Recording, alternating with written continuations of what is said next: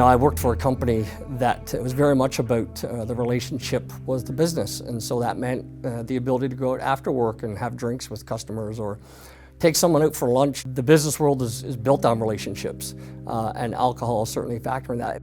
In 2005 or so is when I started to get into cocaine, and that changed my life. Over time, what ended up happening was the weekend became, I would start on Friday. Smoke a joint, have a drink, have 10 drinks. The weekend then would start on Thursday. The weekend then would start on Wednesday.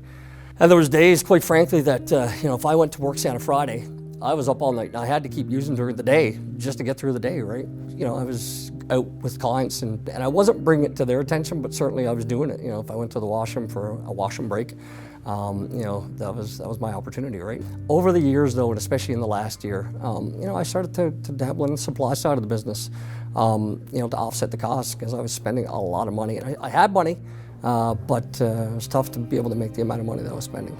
Part of that, reason for me having such quantity around is because I would never have to come down. I would just go for days and days on end and rarely remember going to sleep. My body would put me down, just pass out and wake up, and I would always have it around and just start again. So I didn't have to feel that come down off drugs. And that's kind of where it went for me, is I don't want to have that feeling, so I'm just gonna always be high. I thought, I want to taper off and slow down on the cocaine, and so I started doing meth, and I think it was a bit cheaper.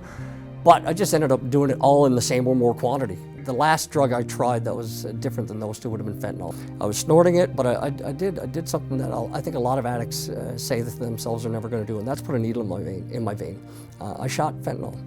The next step is jail or death, right? If I keep doing what I'm doing and kind of ramp things up in the supply side, or to keep treating people like I was treating people with disregard, then things aren't going to go well for me, right? So I went to detox on December 23rd. I came home 18 days later, thinking that my problems were solved. 2 weeks later, I had a relapse, and I had one of those 5.5 or whatever days awake, cocaine and meth. And then I picked up the phone and I called 1835 House.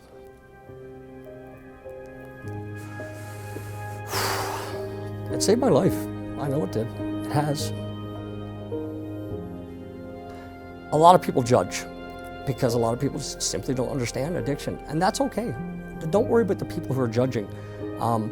Understand that there's people out there that will help you if you ask for help. If you go to a treatment center, if you go to detox, go online and Google options, go to a meeting. There are people that will open their arms to you and help, guaranteed.